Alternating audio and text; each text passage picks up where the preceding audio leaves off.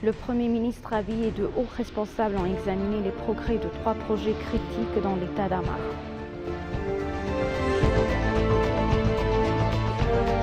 Le vice-premier ministre Tamaskan Turuna a eu une discussion avec la fondatrice et présidente de Penguin Philanthropy, Jamie Cooper, et son équipe.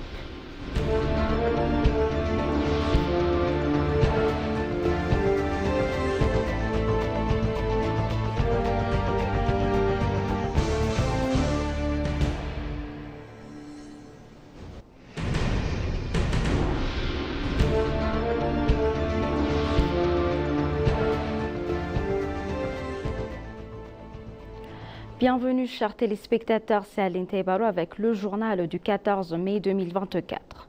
Le Premier ministre Abiy Ahmed et de hauts responsables fédéraux ont examiné les progrès de 3 projets critiques dans l'État d'Amara afin d'accélérer leur achèvement très rapidement.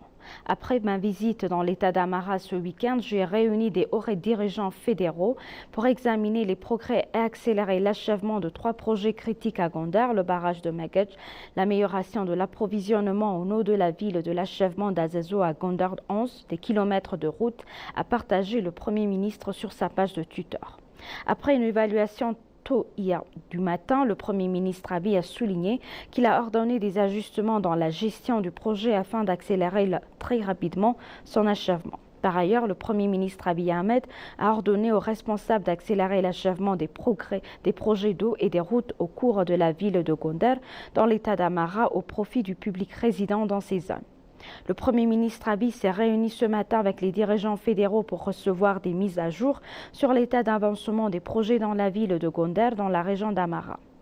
Les projets comprennent le barrage de Magaj, l'eau potable de Gondar et la route asphaltée Azazo à Gondar.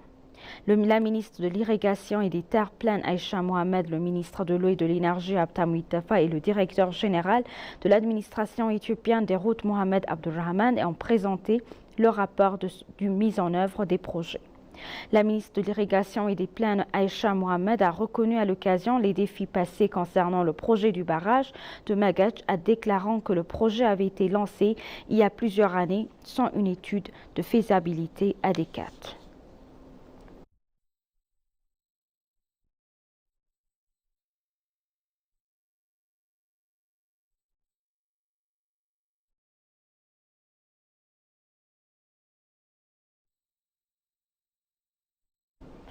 Le vice-premier ministre Tamaskan Turuna a eu une discussion avec la fondatrice et présidente de Penguin Philanthropy, Jamie Cooper, et son équipe. Dans un message publié sur sa page de réseaux sociaux, le vice-premier ministre a annoncé avoir eu une discussion avec la fondatrice et présidente du Penguin Philanthropy, Jamie Cooper, et son équipe. Le vice-premier ministre a noté que l'organisation a accompli un travail encourageant dans les domaines de l'agriculture, de l'éducation, de la création d'emplois et de la réduction de la pauvreté dans notre pays. Penguin a indiqué en disant « Nous avons consulté sur la mise en œuvre de l'engagement de colère et d'autres travaux de développement en collaboration avec le gouvernement ». Elle a également dévoilé qu'il était convenu de travailler ensemble dans d'autres nouveaux domaines que nous avons commencé afin de porter cette phase de coopération à meilleur niveau.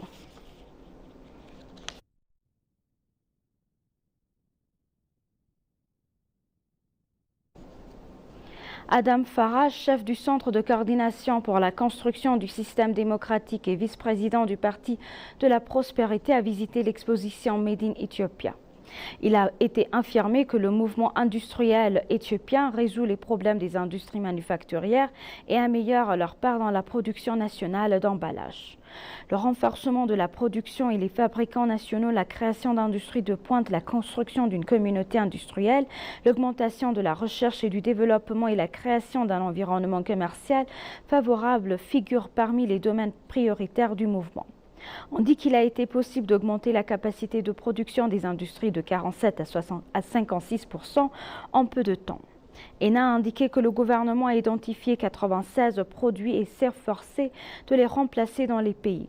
Depuis la mise en œuvre de la stratégie, il a été mentionné que certains produits importés, notamment les uniformes des forces de sécurité et le malt de bière, ont commencé à être entièrement produits dans le pays.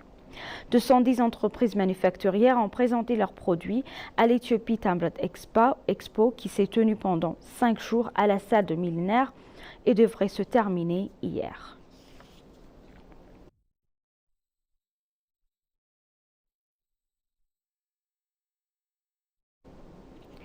Le calendrier de clôture d'Expo 2016 qui s'est déroulé pendant 5 jours depuis le 9 mai 2024 se déroule en présence du vice-premier ministre Tamaskan Turuna, de responsables gouvernementaux et de représentants de l'industrie manufacturière. En outre, de nombreuses industries manufacturières fermées depuis avril 2023, lorsque le Premier ministre Abiy Ahmed a officiellement lancé le mouvement, ont été remises en activité. Le mouvement non seulement fournit des produits de substitution, mais les prépare également au marché étranger et à créer une renaissance dans le secteur manufacturier. Le ministre de l'Industrie, Malako Al-Label, dans son discours lors du programme de clôture de l'Expo, a déclaré que l'exposition était un bilan de diverses réalisations.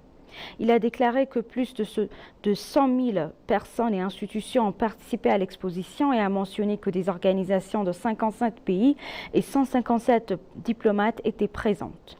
Au total, 210 industries manufacturières ont participé et 8 188 types de transactions ont été réalisées. En termes monétaires. Plus de 3 milliards de beurre de transactions ont été réalisées. Il a également souligné que l'Expo 2017, calendrier éthiopien du mouvement Tambret éthiopien, se tiendrait pendant 7 jours, du 8 mai au 14 mai 2025.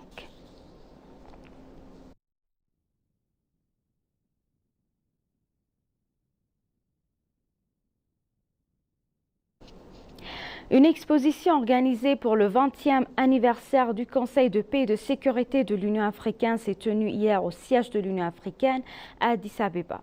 Le commissaire de l'Union africaine des affaires politiques, de la paix et de la sécurité, l'ambassadeur Bankole Adoye, le président du Conseil de paix et de sécurité de l'Union pour mai 2024, l'ambassadeur Innocent Chio, le commissaire de l'Union, les représentants de l'aide humanitaire internationale et les partenaires au développement ont insisté à l'ouverture de la foire. Il a été indiqué que l'exposition montrera le travail humanitaire et les responsables d'aide humanitaire menés par la Commission de l'Union africaine et les partenaires de développement sur le continent. En outre, les activités du Conseil africain de paix et de sécurité visant à prévenir, répondre et résoudre les conflits avec diverses parties prenantes ont été présentées à l'exposition. Le Programme alimentaire mondial, le Comité international de la Croix-Rouge et d'autres organisations internationales d'aide humanitaire ont visité les activités de diplomatie humanitaire qui l'ont menées en Afrique lors de la foire.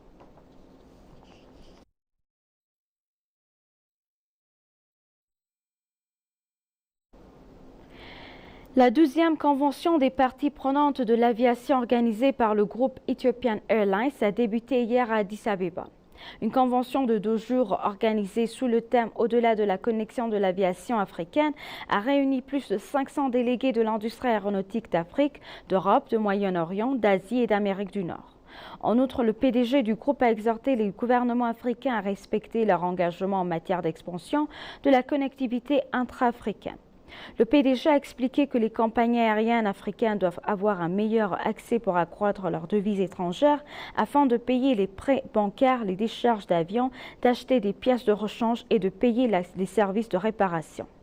De nombreuses infrastructures aéroportuaires existantes en Afrique doivent être modernisées et agrandies et de nouvelles doivent être construites pour améliorer la connectivité, selon Mesfel.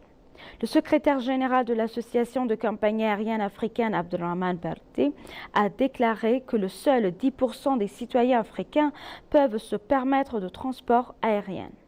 Selon lui, cette industrie aéronautique exige une marque considérable et des investissements adéquats pour la croissance en plus de politique au niveau politique.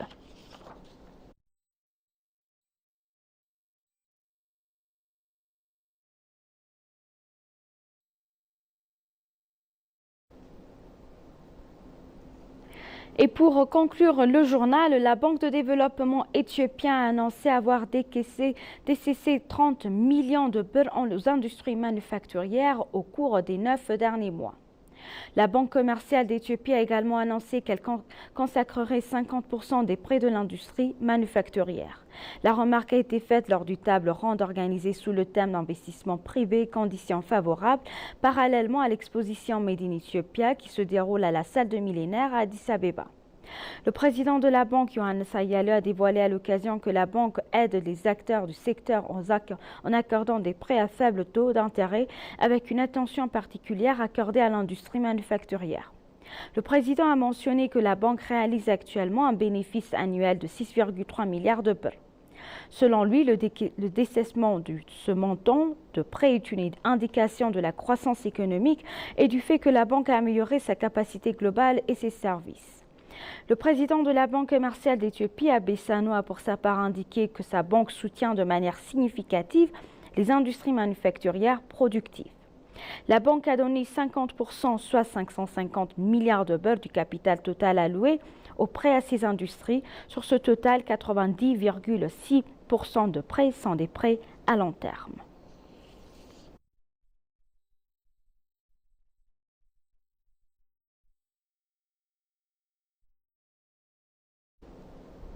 Chers téléspectateurs, nous vous rappelons les titres principaux. Le Premier ministre Abiy et de hauts responsables ont examiné les progrès de 3 jours critiques dans l'état d'Amara.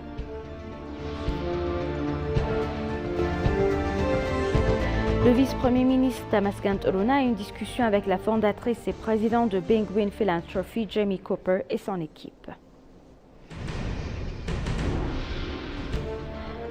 Merci, chers téléspectateurs. C'est la fin du journal. C'était Aline Tebaro avec le journal. Restez avec nous avec le reste des programmes. Bonne journée.